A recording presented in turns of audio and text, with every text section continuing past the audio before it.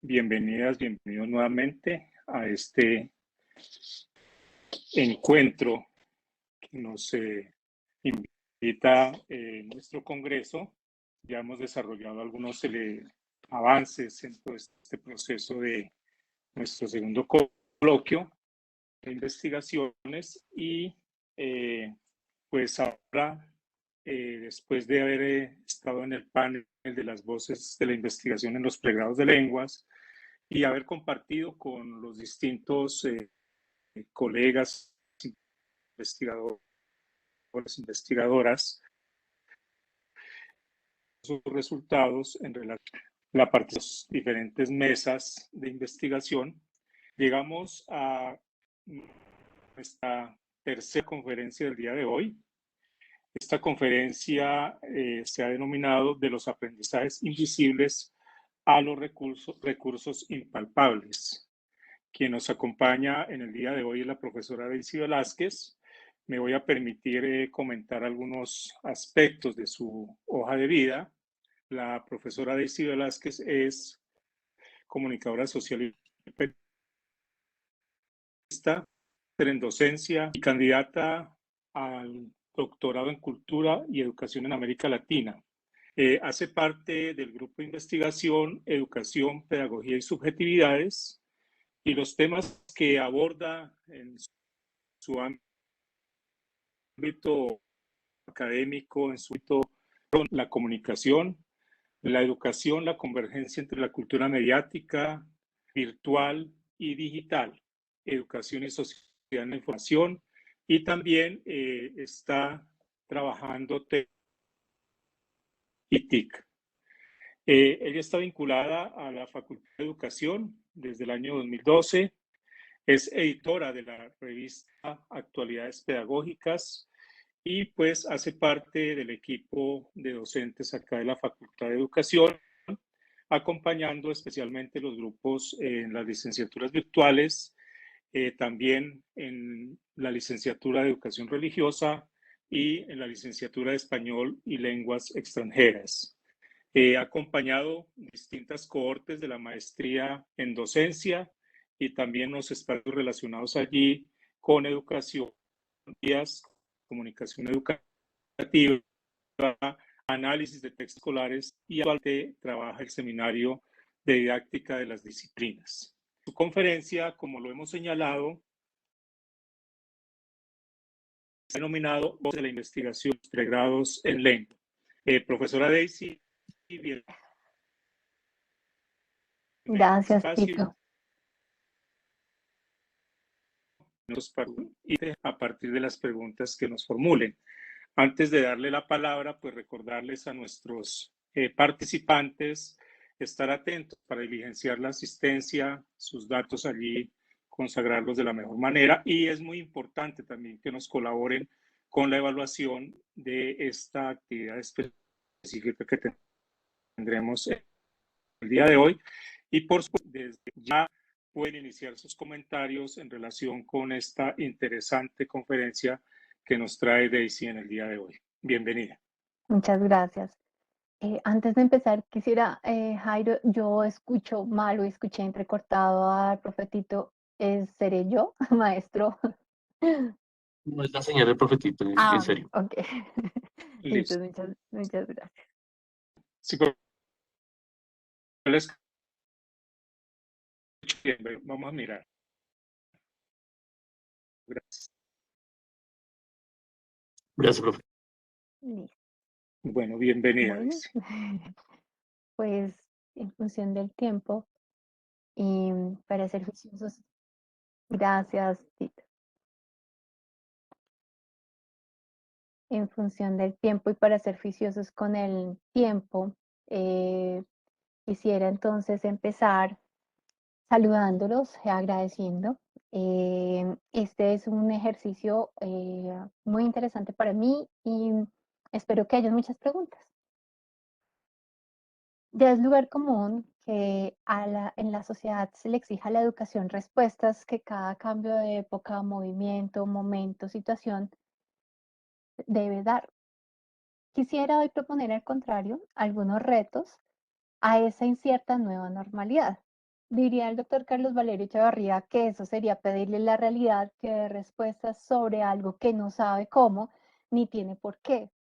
Sin embargo, a propósito de esta invasión de residuos de pandemia convertidos en series distópicas, productos comunicativos que aparecen y ambientan esa nueva normalidad en un entorno de pobreza, hostilidad y bastante complejo, me parece válido hacer algunas preguntas en otros sentidos.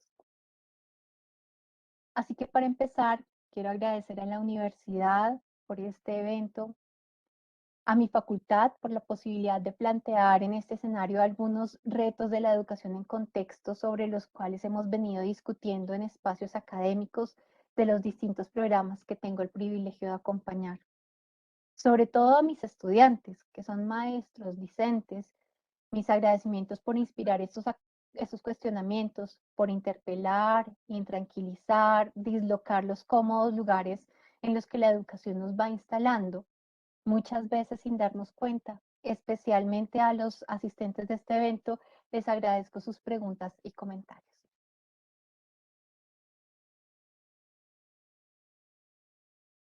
Me propongo comunicar que tras esos aprendizajes invisibles, que ahora enfatizaré un poco de qué se trata o referente a quién lo menciono, trataré de pensar que allí hay unos maestros grandes que esperan ser formados, no solo en conceptos, sino en habilidades para sacar el mejor provecho a las pocas muchas oportunidades tecnológicas que tengan.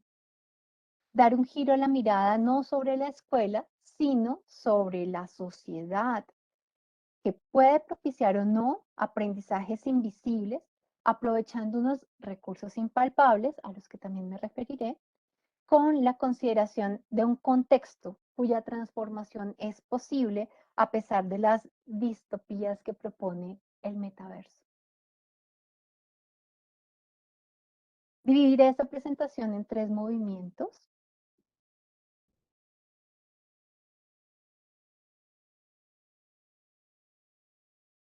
Primero, para desinstalarnos del saber sabio y erudito y trasladarnos a los aprendizajes, al decir de Cristóbal Cobo, invisibles. En un segundo movimiento, quisiera que nos trasladáramos a los recursos siempre presentes y necesarios en nuestra cultura curricular que la pandemia virtualiza y hace impalpables, para finalmente plantear la conversación sobre estos posibles futuros utópicos y distópicos con los cuales nos vamos reescribiendo. Primero, desinstalarnos los aprendizajes invisibles. Marshall McLuhan, el revolucionario padre de la comunicación, sentenció en su obra Galaxia Gutenberg que toda tecnología tiende a crear un nuevo mundo circundante para el hombre. En su momento, 1962, que es la edición primera, sus palabras hacían referencia a la era del desarrollo electrónico y la revolución que significó para la humanidad ese cambio de paradigma. En nuestro contexto actual, podríamos considerar que ya estábamos instalados, entre comillas, de alguna manera en la era tecnológica de Internet. En algunos países desde la década de los 80 del siglo pasado, pero la pandemia nos reveló que aún hay algunos que están de visita o un poco mal acomodados en esta nueva era. De modo que desinstalarnos podría suceder de manera muy rápida, casi imperceptible. Suena gracioso, pero les voy a pedir que quienes están sentados se levanten un segundo y vuelvan a sentarse, porque creo que así de rápido será este primer movimiento. Quisiera que nos ubiquemos en el ámbito de la educación, en el cual durante décadas el currículo estableció como uno de sus ejes articuladores la evaluación de los aprendizajes. La evaluación auténtica que estudian Santón Guerra, Condemarín, Monereo y otros, de los que nuestros profesores, Luz Helena Pastrana, Fidel Cárdenas, también hablaron en otro escenario similar a este, y de las que varias tesis de pregrado y posgrado versan también. esta evaluación auténtica de los aprendizajes se fue acartonando. Los sistemas de calidad fueron encasillando cada vez más la evaluación de los aprendizajes en una rúbrica con indicadores que se pueden cuantificar para cifrar el resultado más que el proceso, el producto más que el aprendizaje.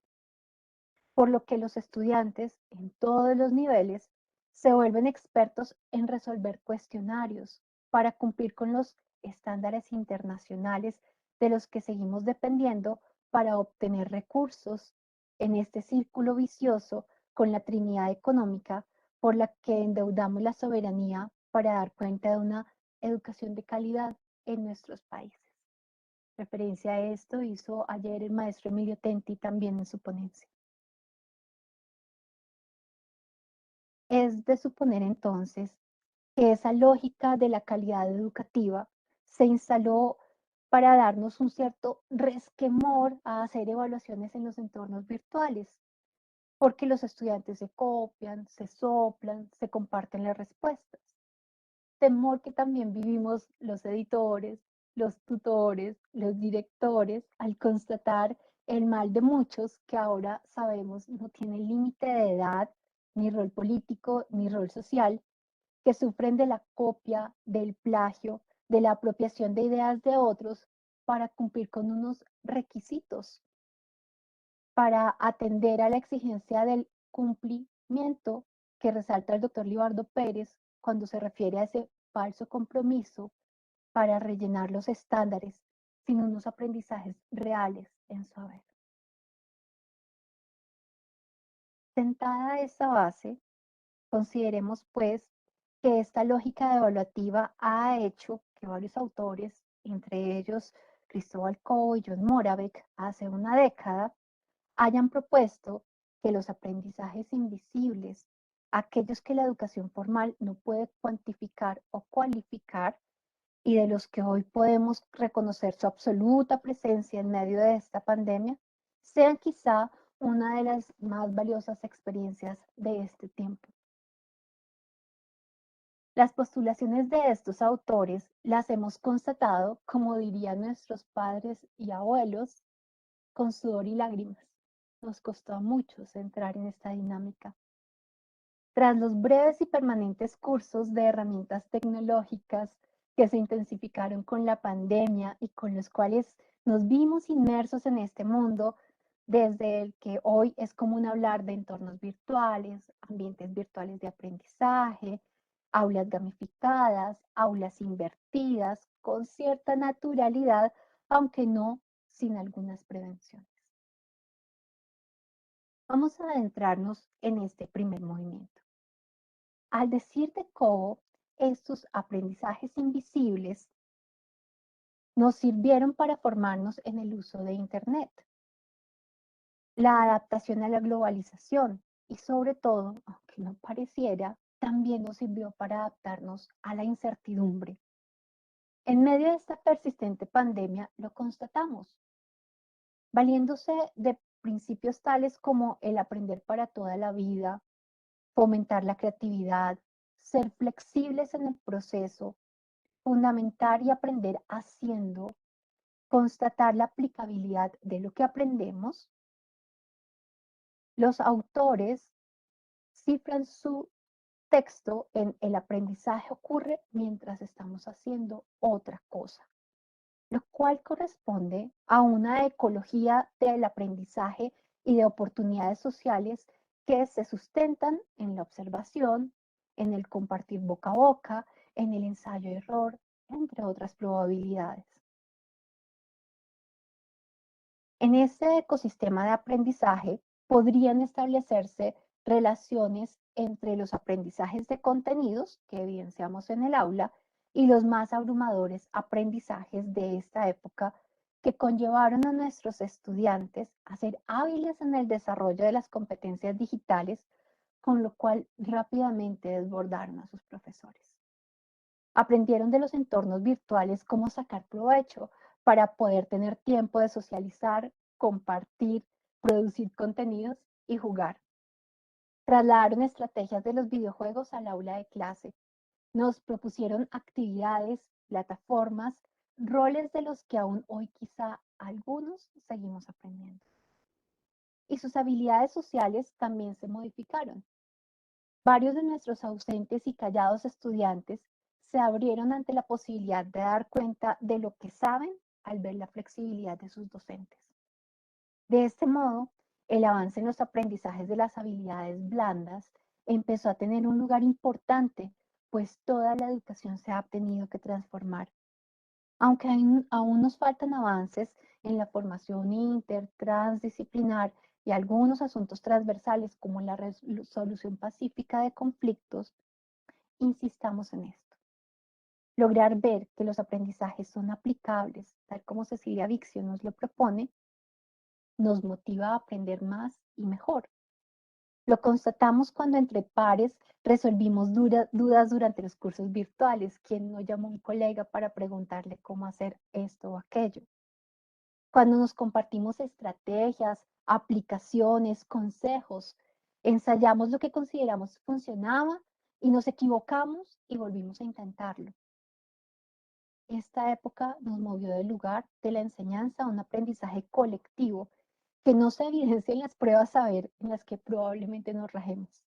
Principalmente nos generó una comunidad de aprendizajes invisibles, con habilidades personales, sociales y tecnológicas algo más amplias. Quizá debamos también estos avances a la responsabilidad con la que los maestros asumimos este rol al ver el esfuerzo y la voluntad institucional. Esto generó un compromiso personal, colectivo, que se tradujo en ejercicios de formación autodidactas, en ensayos de prueba-error, en foros de aprendizaje colaborativo, interacción y cooperación, con reflexiones que en muchos casos nos llevaron a prácticas diferentes, formas de enseñar para tiempos diferentes, con sus más y sus menos. Pero no quisiera dejarlos acomodarse del todo. Perdonen. Porque a pesar de todas esas maravillas que he escrito, algunos de ustedes dirán, eso no sucedió en mi aula, eso no sucedió en mi país. Consideremos que hay una deuda histórica que tiene muchas aristas, de las que esta mañana la doctora Carol Ramírez mencionó y de las que el maestro Emilio Tenti también ayer mencionó, a las cuales yo solo sumaría algunas. El estimado de pobreza en los aprendizajes, como lo menciona el Banco Mundial en su circular del pasado 29 de octubre, aumentó en 17 puntos, especialmente en los países de ingreso bajo y medio, en los que el porcentaje llega al 70%, por lo que se temen las afectaciones a largo plazo en las condiciones económicas y sociales de esta generación, especialmente en las mujeres.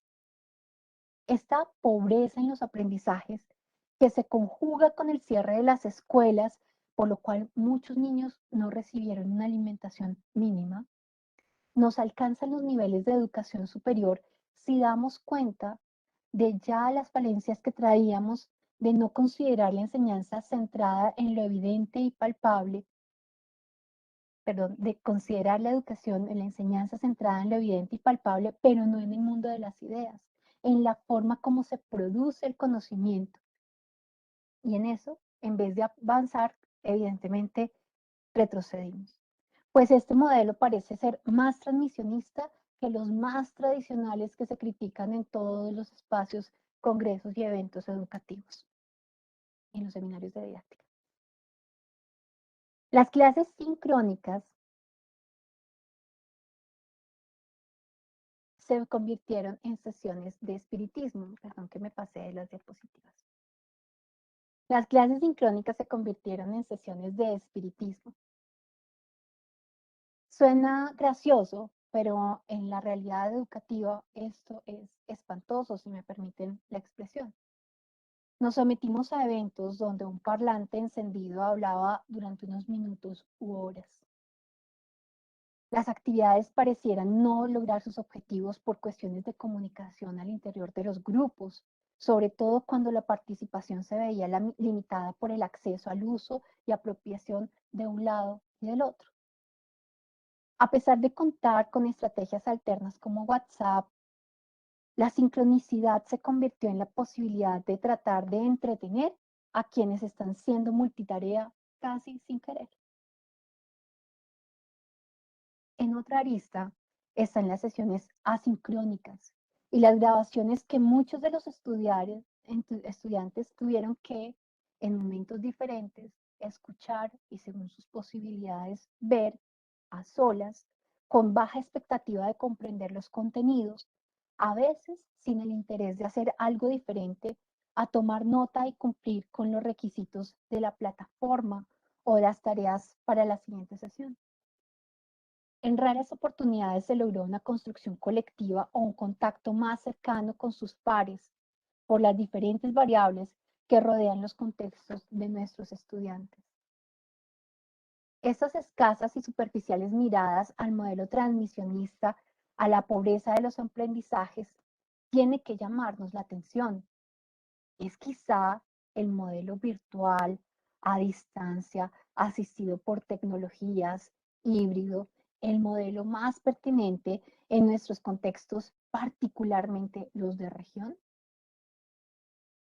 La falta de acceso a conectividad, los problemas de fluido eléctrico, el alcance y la calidad de los datos y, por qué no decirlo también, la voluntad propia, no deberían ser el obstáculo de los aprendizajes auténticos e invisibles, pero en realidad lo son.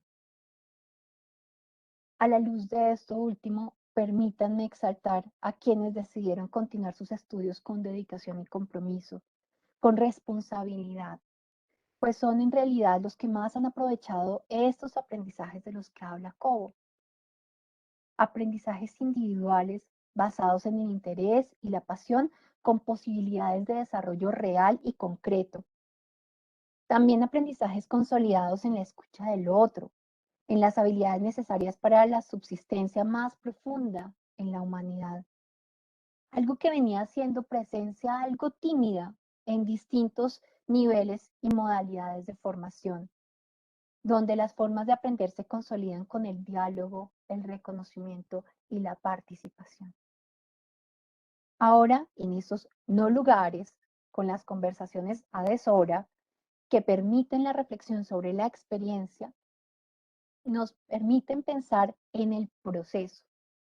Y si creemos que los aprendizajes dependen de ese proceso, sería bueno considerar y acompañar otros escenarios, más que evaluar lo eficiente y eficaz de los mismos. Pero no solo en la educación superior, no solo en la escuela, no solo en la universidad. Como lo dije al principio de mi ponencia, es un llamado a la familia, a la empresa, a las otras institucionalidades, a las otras dimensiones que nos configuran como sujetos de una cultura pertenecientes a una sociedad. Segundo movimiento, los recursos impalpables. Volvamos a Gutenberg. Mejor, a su galaxia descrita por McLuhan. La escritura y el papiro crearon el medio ambiente social de los imperios del mundo antiguo, la escuela y la rueda, otros de vasto ámbito.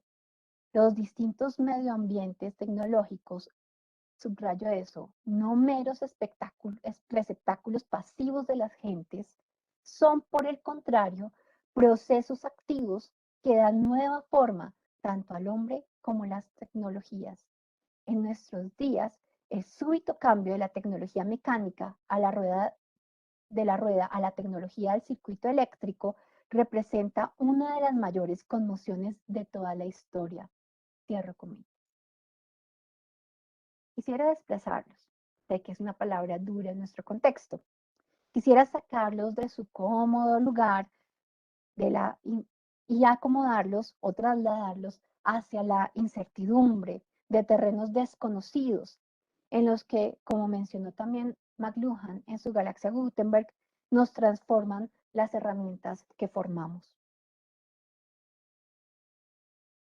Si bien podemos comprender hoy que hemos transitado desde los mundos narrativos de la oralidad y el mundo de las ideas por la escritura al mundo de las herramientas, las interfaces, las apps, los gadgets, en un no lugar, no tiempo, que ayer el maestro Emilio Tenti hizo un llamado urgente sobre esa reflexión, estos se contraponen a una realidad contextual. Es importante destacar entonces varias transformaciones palpables e impalpables. Una primera que quiero señalar, porque he tenido la oportunidad de conocer de primera mano, es la vasta inversión que varias instituciones como la nuestra han hecho para robustecer la infraestructura tecnológica y llevarnos a esas otras instancias que nos exigen su uso metodológicamente inteligente, que son más retadoras, que nos motivan a ampliar lo ya avanzado en los modelos de la Autumn University en Inglaterra, la UNED en España, la UOC en Cataluña, el Instituto Tecnológico de Monterrey en México y en Colombia la misma UNAT, que robustamente son pioneros de lo que algunos apenas alcanzamos a vislumbrar. Una segunda transformación, propiamente, es la del aula, que tantas veces pedimos no estuviera limitada a las 4 paredes del colegio o de la universidad, y que hoy tiene cientos de paredes, sonidos, intervenciones, gritos, colores, sentires, donde los materiales, los contenidos, los contenedores se han transformado. Quizá recordemos con nostalgia, a mí me pasa, el tiempo en que dejábamos las fotocopias codificadas en algún lugar para que los estudiantes pudieran tener acceso a esos elementos que considerábamos necesarios. Hoy estos son impalpables, son digitales, son sonoros, son virtuales, son visuales, audiovisuales, animados, gamificados, en formatos breves, como manda la cultura snack que Carlos Escolari describe, transformados en aulas de cátedra, que ahora son talleres de actividades, en laboratorios, en espacios de creación, dando cuenta de lo impalpable que hay dentro de nosotros, las experiencias, las rutas y las trayectorias de apropiación del conocimiento, con lo cual seguro hoy sabemos de nuevas formas de enseñar. Entonces, los recursos impalpables, ya no la tiza, el tablero, el marcador, el papelógrafo, las fotocopias, el proyector, me sentí viejita haciendo ese listado, sino nosotros tomamos posición en el escenario. Y quiero con él nosotros incluirnos como aprendices permanentes, como lo soñó Paulo Freire, el gran maestro de estos procesos de cambio que implican ecosistemas de conocimiento, de auto y coaprendizaje. De tal modo que lo impalpable de la virtualidad implica la reorganización imaginativa desde una perspectiva comunicativa en la que se construyen conjuntamente significados y sentidos. Los contenidos que ahora no solamente riñen, sino que se dan en paralelo en esta triada de la cultura mediática, virtual y digital, quiero decir, los medios permanentemente existentes como la televisión, la radio y la prensa analógica que todavía consumimos, el mundo digital al que accedemos a partir de los dispositivos que tenemos a la mano y el mundo virtual en el que interactuamos, configuran otro tipo de conocimientos que se hacen aplicables hoy y que fundamentan los aprendizajes invisibles necesarios para esa época que no somos capaces de imaginar. Los núcleos problemáticos se van alineando lentamente, en algunos casos demasiado lento, de las disciplinas que los sustentan y encasillan, de modo que aparecen núcleos integradores en los cuales consideramos se puede aprender e innovar. El maestro Daniel Prieto Castillo, cuando habla de educar desde el corazón y la piel hacia afuera, menciona que somos los seres que nos rodean, los espacios, los objetos, la historia familiar, los recuerdos, las experiencias personales y grupales, los sueños, las decepciones y las expectativas. Abrir los micrófonos, las cámaras, mostrar nuestros contextos con los debidos derechos a la privacidad que se usaron como talanquera en lo escolar, pero no en las redes sociales. Facilitó que conociéramos ambientes, necesidades, habilidades, historias, familias, sueños que el aula de 4 paredes ocultaba o amañaba para nuestra tranquila labor docente. Los roles cambiaron. Las relaciones entre actividades, contenidos, materiales se extendieron para empoderar el aprendizaje autogestionado y o autorregulado, del que el maestro Pedronel ha sido un abanderado. En procesos de metacognición, de reflexión pedagógica, que llevan al uso y apropiación de la tecnología y al reconocimiento de una otra educación que nos sorprende cada día. Pero, de nuevo, permítanme, les desacomodo la silla y les cambio de lugar. No solo la pobreza crónica, agudizada por la pandemia, limita estas experiencias que pueden considerarse como aisladas en varias latitudes del planeta, no solamente de Colombia. También nos domina el miedo al cambio. La incertidumbre a lo desconocido nos dificulta el reconocimiento de aprendizajes invisibles y de recursos impalpables. Representar y representarse mediante lo palpable nos cuesta. Acostumbrados como estamos a sostener objetos, a ostentar un ropaje, a demostrar con los objetos quiénes somos en un ámbito cultural y social como sujetos, se nos plantea ahora una resignificación desde lo impalpable, desde lo invisible. Quizá las propuestas de cada día toman más fuerza, que cada día toman más fuerza sobre los títulos y saberes con fechas de vencimiento de Carl Fish. Quienes sostienen que las universidades formamos para trabajos que aún no existen y abogan por la certificación de competencias en estudios cortos, como los ofertados crecientemente por este mercado de los MOOCs y los cursos virtuales, las universidades digitales sobre asuntos puntuales, implican una flexibilidad que pase del discurso a la acción, y no solo a nivel institucional. Requerirá de propuestas que, enmarcadas en la rigurosidad, asuman retos transversales, desarrollo de otras nuevas habilidades y competencias que nos lleven más allá de la participación de retos virtuales y los proyectos de aula que tomaron auge en estos meses. Tal como lo menciona la doctora Gladys Daza, quien como varios de los presentes ha sido evaluadora del Ministerio de Educación Nacional, esto supone un cambio local y global, pues dejar de enseñar por áreas fragmentadas implica los límites administrativos. Por ejemplo, los instaurados como condición en los registros calificados y procesos de aseguramiento de la calidad, tanto como de la cultura y la sociedad, que siguen fijando sus ojos en el animal laborans que describe Hannah Arendt en su obra de la condición humana. Aquel profesional que debe saber el cómo de su quehacer, las estrategias, las herramientas, el uso de aparatos sin sentido. Un cómo que rápidamente puede cambiar, por lo cual el sistema productivo tradicional desechó, desvinculó a tantas personas en esta pandemia.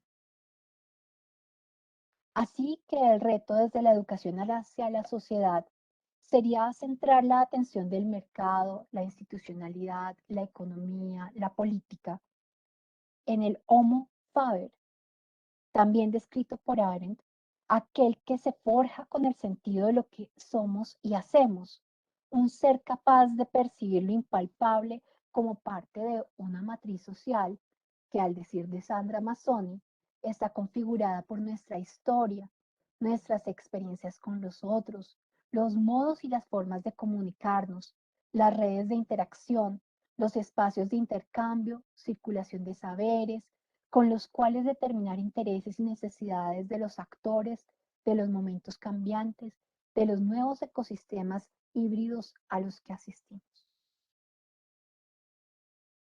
Los recursos impalpables resultan, pues, no de la invisibilidad de los mismos por la virtualización, sino en la potencia humana que suponen.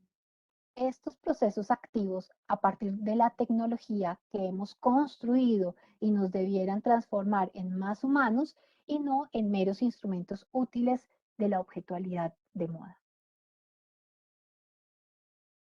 Hasta aquí el soliloquio con el que titulé este momento, en el no tiempo, no espacio que habitamos, para que nos traslademos al café. Nos juntemos alrededor de una mesa y conversemos, de nuevo, en torno a las palabras de McLuhan en el epílogo de su obra. ¿Cuáles serán las nuevas configuraciones de los mecanismos y de la alfabetización cuando esas viejas formas de percepción y juicio sean interpretadas en una nueva era eléctrica? La nueva galaxia eléctrica de acontecimientos ha entrado ya profundamente en la galaxia Gutenberg, incluso sin colisión. ¿Les suena familiar? Tal coexistencia de tecnologías y conciencias causa trauma y tensión en toda persona viva. Nuestras actitudes más corrientes y convencionales parecen súbitamente deformadas, como gárgolas o figuras grotescas. Las instituciones y asociaciones que nos son familiares parecen a veces amenazadoras y malignas.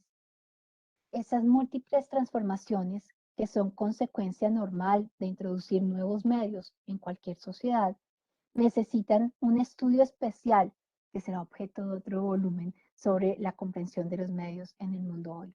Cierro con. De este modo quisiera entrar al tercer movimiento, al devenir utópico del metaverso. Por si alguno de ustedes se perdió el lanzamiento de Meta, la nueva empresa de Zuckerberg, o el nuevo proyecto, el fenómeno más criticado y admirado por estos días propone, como varias distopías tradicionales nos lo anunciaron, y el mismo McLuhan lo propuso, que experiencias inmersivas y ambientes híbridos de lo que el presente ausente propio de los entornos virtuales está centrado en lo sensacional, lo vivencial, lo emocionante, como sustento de la distopía más cercana que pudiéramos vivir. Una precisión. Como opuesto a la utopía, lo distópico o la distopía es una ficción, es un sueño, una ilusión no deseable a la cual no queremos llegar. Y como en este escenario nos estamos preguntando por los retos de la educación en contexto, quisiera animar la conversación sobre esos otros escenarios, ojalá más utópicos que distópicos. La pandemia aceleró y transformó el mundo, la sociedad, el trabajo, claramente nuestras formas de enseñar, aprender, de relacionarnos con la sociedad, con la familia, con la cultura. Por lo tanto, les pediré que imaginariamente ahora se coloquen unas gafas o unos visores de estos de realidad virtual o realidad aumentada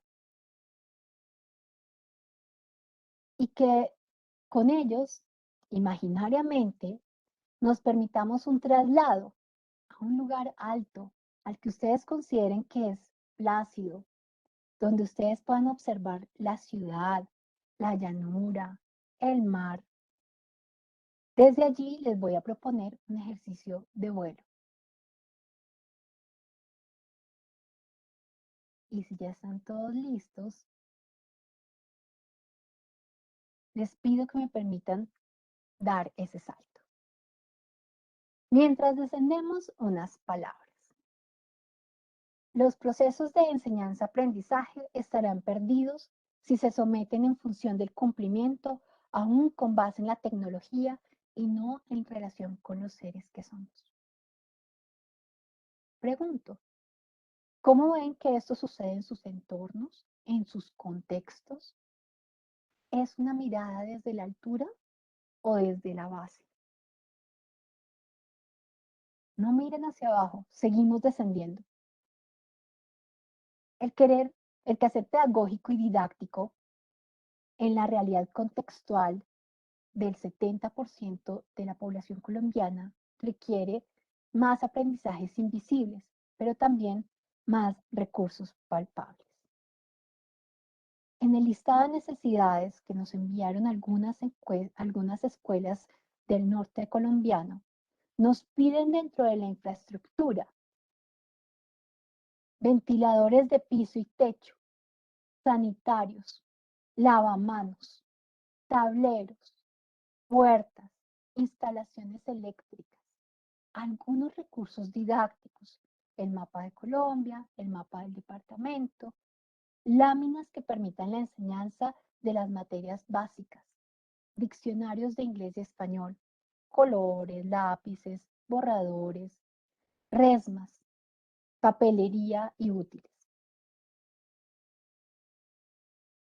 Esos maestros en estos distantes lugares nos piden recursos palpables que necesitan en su contexto. Pregunto, ¿qué recursos palpables se necesitan en su contexto? ¿Qué aprendizajes invisibles le corresponden a esos recursos? Ahora, un movimiento acelerado en caída libre. La realidad de la región para la que no estamos preparados, como muy bien la ponencia de la doctora Carol esta mañana nos lo mencionó, quienes nos formamos en la ciudad, para nosotros la meta será otro juego del calamar. Y aunque quizá la referencia a esta serie sea desconocida por varios de los asistentes, quiero hacer énfasis en la nueva normalidad que desde las ciudades consideramos totalmente virtual, en la que solo lo digital es posible porque eso nos hace la vida más fácil. Y a la que se contraponen las escuelas desconectadas de las que no tendremos noticias favorables por causa, entre otros aspectos, por los 70.000 millones desaparecidos en nuestro gobierno, más los cientos de desconectados, aquellos a quienes no les interesa, no desean o no necesitan estar vinculados a redes mediante aparatos digitales. Más de un 60% de sus maestros fueron autodidactas en esta pandemia. Se inventaron maneras de continuarse su labor. Sé que suena a romantización de la pobreza, pero se dedicaron con alma y corazón a llegar hasta los rincones más distantes de sus escuelas sin recursos y sin apoyo. Quizás sea hora de formar docentes que en lugar de ser un vademecum puedan darle sentido a lo que hacen, tomen decisiones con fundamento y transformen la didáctica y la pedagogía. Muchas de las cosas que hemos aprendido lo hemos hecho por intuición, invisiblemente, con el propósito de transmitir, pero necesitamos ser empáticos, reconocer que hay un punto ciego en el saber experto, por lo que necesitamos tanto el retrovisor como un amplio panorámico. Reconocer que la deuda por la que nos hemos de disputar el botín, como en el juego, debería ser la reorganización de la vida en torno a los seres humanos y no a las máquinas. Que la reevaluación de las instituciones, la reorganización de los sistemas debiera ser a partir de nuevas experiencias en lo social y en lo político. Pregunta de mi época. ¿Cuánto le enseñaron y cuánto aprendió? ¿Qué sabe usted del país rural que habita? ¿Qué sabe de las nuevas ruralidades? Y ya para descender y volver a tocar tierra, quisiera compartirles una experiencia. Me pregunta uno de los estudiantes este semestre, ¿de qué me sirve saber todo esto del quehacer de la narrativa transmedia cuando vamos a trabajar en una escuela sin recursos?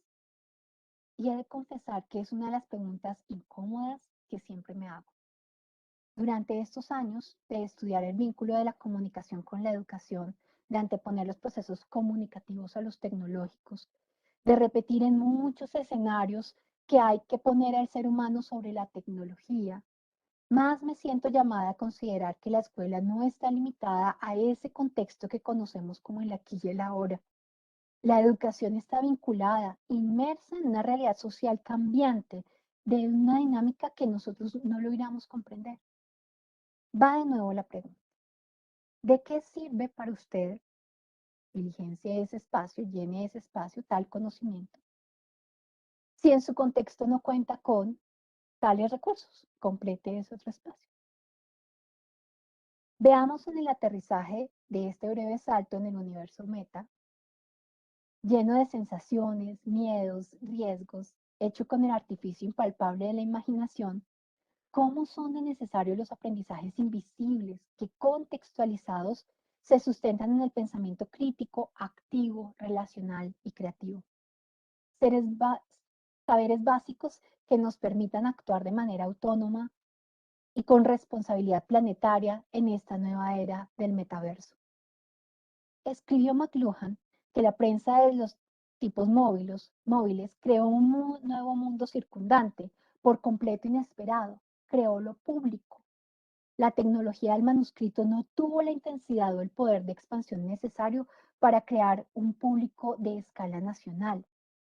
Las que hemos llamado naciones en los últimos siglos no precedieron ni pudieron preceder el advenimiento de la tecnología de Gutenberg, del mismo modo como no podrán sobrevivir a la irrupción del circuito eléctrico, como su poder de implicarnos de un modo total a todos en la vida de todos. Cierro conmigo. Con estas líneas quisiera dejar abierta la conversación sobre esos posibles futuros utópicos y distópicos que vamos reescribiendo así en presente continuo. Una vez que hayamos supeditado nuestros sentidos y sistemas nerviosos a la manipulación privada de quienes intentarán beneficiarse a través de nuestros ojos, oídos e impulsos, no nos quedará ningún derecho. Muchas gracias.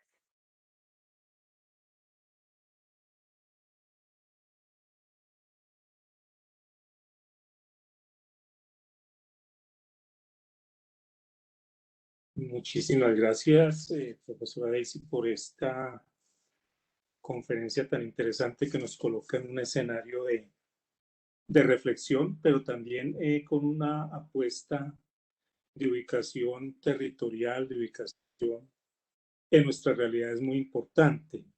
Hay un insumo que nos trae como dispositivo para conectarnos y es el tema de lo que pudo haber sucedido en estos escenarios de evaluación. Una vez se hace el tránsito hacia toda esta mediación, hacia todas estas estrategias de educación mediada, sincrónica, entre otras. Y desde allí, pues empieza a trabajarnos sus tres categorías, una relacionada con los aprendizajes invisibles,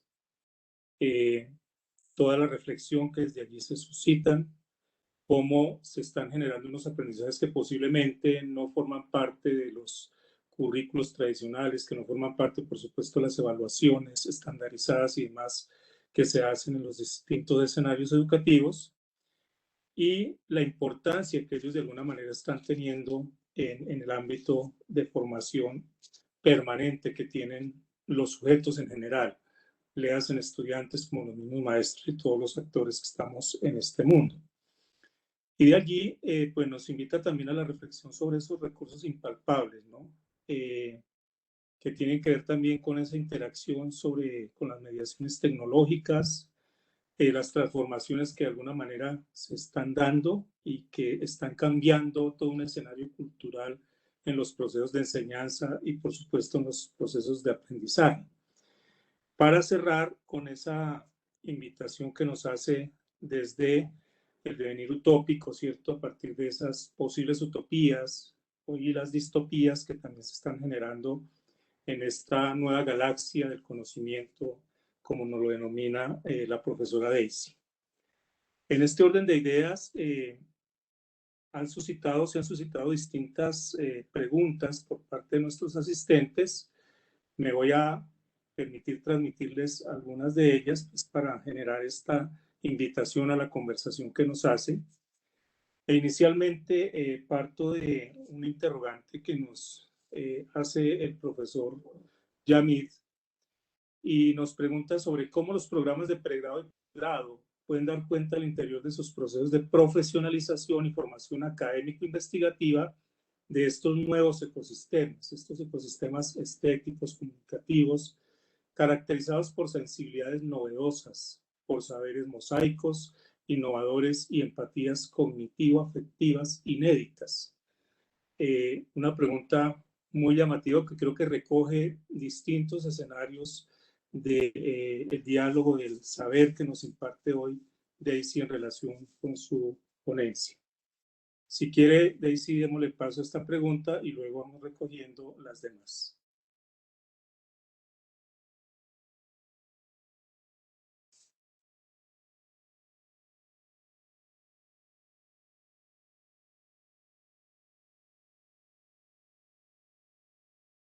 En silencio el micrófono, doctora Daisy. Gracias.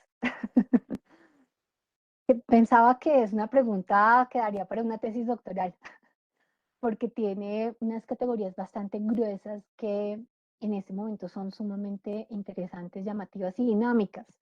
Digamos que hay unos elementos que hoy podemos reconsiderar y replantear a la luz de lo que la pandemia generó.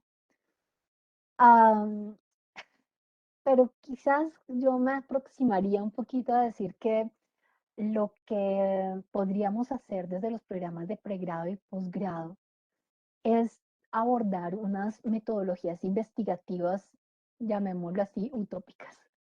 A salirnos del formato de investigar, no sé si decirlo así, pero racionalmente, y además acudiendo a los modelos que ya existen, estas apuestas que Denzin y Lincoln han hecho durante varios años, proponiéndonos nuevos modelos, recogiendo la tradición de la etnografía, recogiendo la tradición latinoamericana, recogiendo otros estudios un poco más disruptivos, nos deberían llevar a pensarnos en dar cuenta, como dice Yamit, de esa formación académico-investigativa que permitan reconocer más aristas. Entiendo, digamos, por la formación investigativa que tenemos, que para poder abordar un problema lo que hacemos es que, perdón por la expresión, lo mutilamos. Entonces le cortamos como varios elementos para poderlos tener en nuestras manos y poderlos, al diseccionarlos, poderlos comprender de la manera más profunda. Sin embargo, a veces en esa disección dejamos por fuera todos los otros elementos que tú mencionas, ¿no? Esos ecosistemas estéticos comunicativos, esas sensibilidades novedosas, los saberes mosaicos e innovadores, las empatías cognitivo-afectivas que son tal cual, inéditas. Por meternos en el formato de dar cuenta con precisión, en unos tiempos además muy cortos, porque los recursos económicos de la investigación siempre son para un año, son muy cortos, y nos limitan, ¿cierto? Eso hace que tengamos que dar cuenta muy breve, muy concreto, y uno sueña con hacer una investigación que permita reflejar las realidades contextuales en todas las dimensiones culturales, y nos quedamos con dar cuenta de un retrato en borrador y lápiz, como ese meme que hay por ahí que aparece, la pintura inicia de un modo y termina con el garabato del niño de preescolar, así. Empezamos con un sueño maravilloso y terminamos con un garabatico que no da cuenta nunca de la realidad que es. Yo creo que una posible apuesta que tendríamos que pensarnos seriamente con todo lo que ello implica en términos de tiempo, de recursos, de disponibilidad, es abrir las puertas a investigaciones de otras miradas, desde otras miradas. Y bueno, eso seguramente nos va a ayudar, espero, a acercarnos a esas otras aristas que tú mencionas del ecosistema estético comunicativo, del que siempre pareciera que somos enemigos y estamos en contra, que son nuestros atacantes principales. Eso diría. Nada más, porque no diría mayor cosa porque es una pregunta bastante densa, muy interesante. Bueno, gracias Daisy por su respuesta. Agradecer los comentarios de Yamil, de Marta, de Juan Sebastián, de Marta Rojas, los que están allí en el chat. Hay otra pregunta que es bien interesante y nos dicen, bueno, ¿cómo articulamos todos estos procesos al currículo, cierto? Esos aprendizajes invisibles y esos recursos impalpables, ¿cómo se llevan a cabo en una propuesta curricular o cómo se incorporan en el ámbito curricular en las instituciones educativas? Yo creo que ya, querámoslo o no, están incorporados. Creo que el hecho de reconocer que nuestros estudiantes desbordan lo que tradicionalmente hemos hecho, que el hecho de considerar que en el aula nosotros tenemos todo el saber y nuestra función es reproductora, es transmisora, ah, nos tiene que llevar a pensar en esas otras lógicas, en esas otras dimensiones.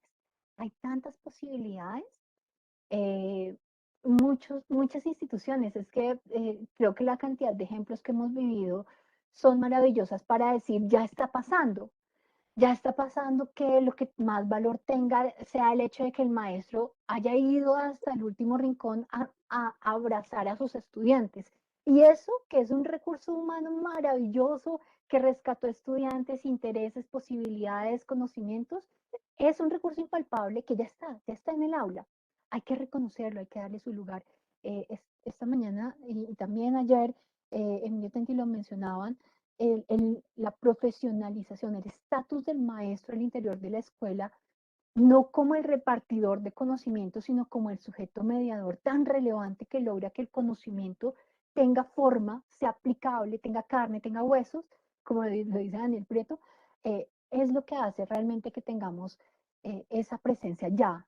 Y es quizás darle reconocimiento. El currículo debería, pensaría yo, articular esas nuevas, esos nuevos elementos que aparecen, el cómo los estudiantes se articulan entre ellos para responderse. Yo no sé si algunos de ustedes seguramente tienen chats de sus estudiantes y los chats de los estudiantes, lo que nos alcanzan a compartir a nosotros, son muy enriquecedores. Ellos mismos se cuestionan, ellos mismos resuelven, tienen un nivel de colaboración muy alto. O yo tengo la experiencia de compartir esto en varios grupos y me parece muy enriquecedor porque ellos te dan cuenta de que es posible compartir lo que saben. Vengan, esta estrategia no me funcionó, prueben por este lado, el enlace de aquí, el grupo con el que acompañé la licenciatura virtual este semestre, uno de los grupos tiene una dinámica maravillosa. Ojalá nos estén escuchando, ojalá ven esta grabación, porque son un ícono en esa decisión de colaborar.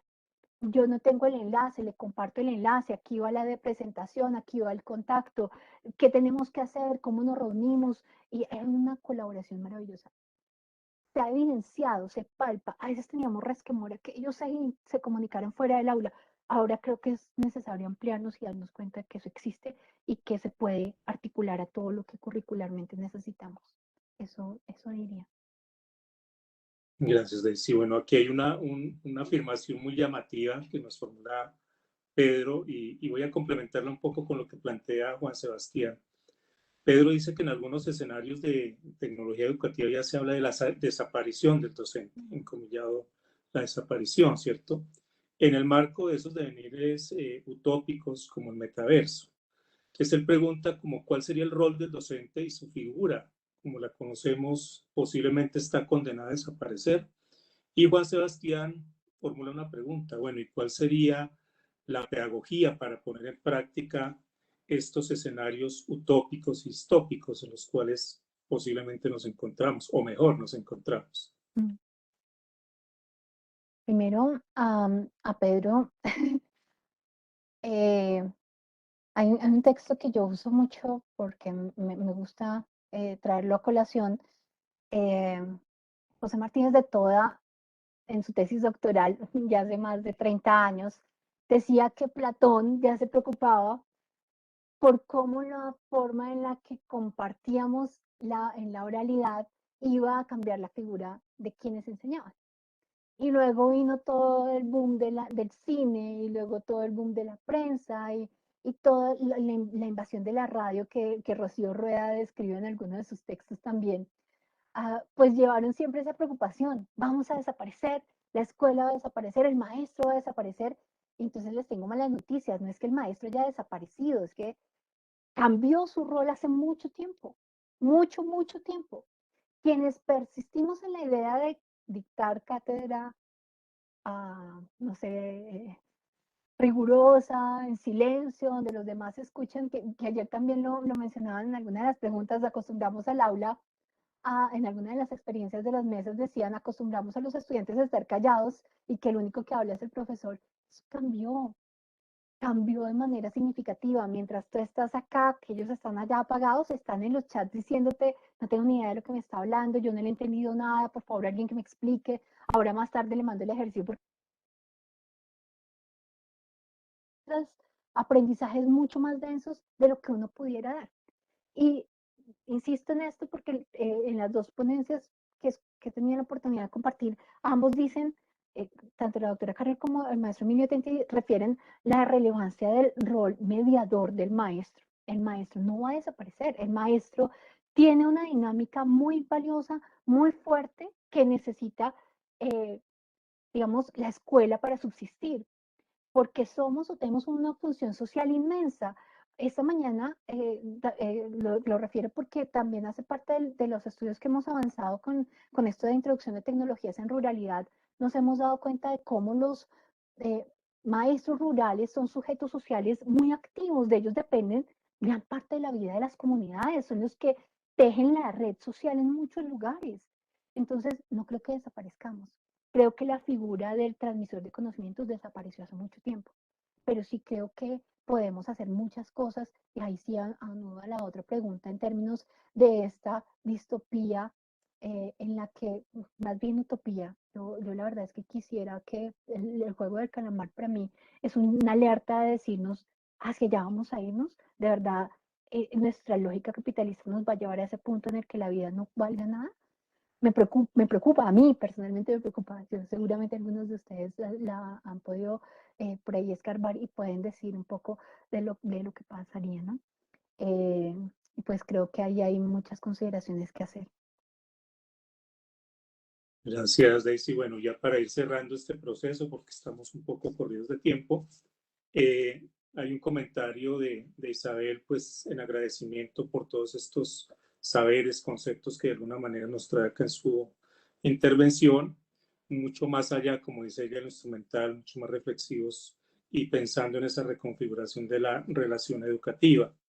El profesor José María Siciliani también nos dice que se está indicando y hay investigaciones donde se dice que los escenarios virtuales están también afectando ciertas capacidades del ser humano, la capacidad para entrar en una tradición, la capacidad de seguir ciertos razonamientos complejos que requieren atención prolongada, entre otras.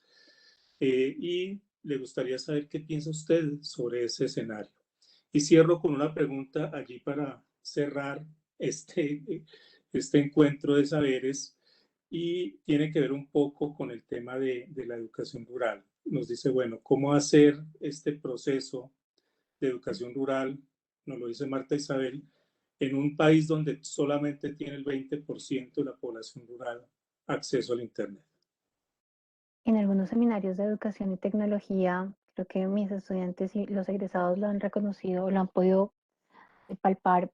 Mi eslogan es: la tecnología sí, pero no así. La tecnología sí, en la medida que reconozca que hay unas posibilidades y unos contextos a los que se debe, no al contrario, no impuesta, no desconociendo el contexto. Por lo mismo, entendemos, y creo que es la apuesta de la universidad, que hay que buscar otras alternativas de formación. El esfuerzo que estamos haciendo en este momento de ampliar nuestras posibilidades de llegar a región es decirnos cómo logramos, reconociendo esa brecha tecnológica, esa brecha de acceso a, a la tecnología o a los conocimientos, cómo hacemos para poder potenciar lo que hay en región.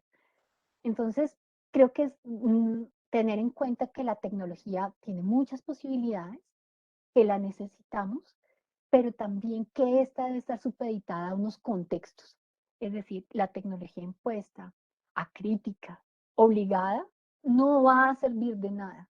No va a producir más pobreza, eso ya se ha constatado. O sea, en ninguna experiencia de introducción de tecnologías en la escuela se ha logrado un incremento económico, a no ser que el maestro logre vincular ese uso tecnológico con los contextos y con los saberes y las necesidades del contexto. Entonces sí creo que hay una oportunidad maravillosa, creo que la universidad ha hecho un esfuerzo precioso en pensarse la ruralidad y llegar a los contextos más allá de la tecnología, y seguramente la utilizaremos a favor de eso que se necesita, y yo espero más sabia, más inteligentemente. Bueno, yo creo que por el tiempo no alcanzamos a resolverle la inquietud al maestro Siciliani, pero estará allí en el espacio del debate, de los diálogos que posiblemente tendremos en otros escenarios. Nuevamente agradecer acá esta interesante conferencia que nos presenta profesora Daisy, muy llamativo, creo que nos deja muchos interrogantes, muchas rutas posibles para también asumir en estos procesos que estamos viviendo, y invitar a los participantes después del receso a que a las 5 en punto nos reunamos en el segundo conversatorio denominado La didáctica en la investigación, la docencia y la educación en contexto. Vamos a tener acá la participación de los docentes de posgrados en didáctica y la maestría en docencia también de la facultad. Profesora Daisy está cordialmente invitada ahorita al conversatorio y nuevamente agradecerle muchísimo la participación en este segundo coloquio. A ustedes, muchas gracias. Bueno, entonces nos vemos ahora a las 5 en el conversatorio número 2. Muchísimas gracias.